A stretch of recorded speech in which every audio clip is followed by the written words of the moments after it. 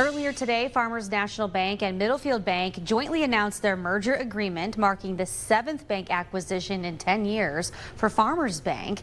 Joining me now is Farmers Bank President and CEO Kevin Helmick.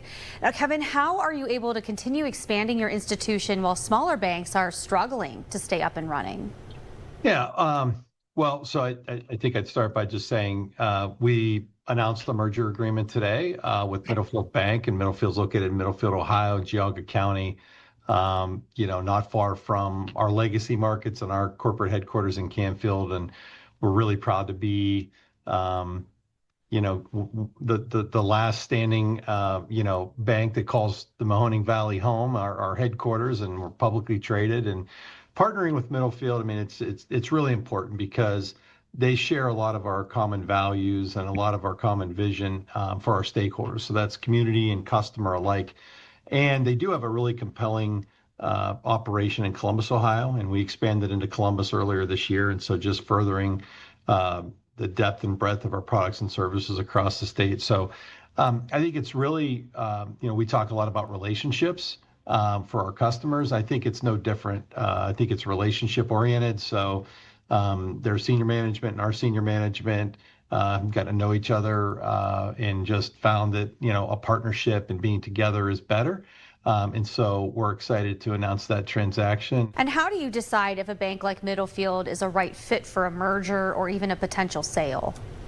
Yeah, so I think when we look for a partner, we look for things such as corporate culture, employee culture, a common vision. So banks are in the business of lending. So credit is very important. So when we think of the types of loans they make and the types of loans we make, and so we're very much focused on the business customer, the personal consumer, as well as our wealth management clients. So we kind of think of that triangle, and I think Middlefield Bank is very similar in their passion for the business and the consumer. They didn't have as much wealth management as we do, but that's going to be very complementary, I think, in our business.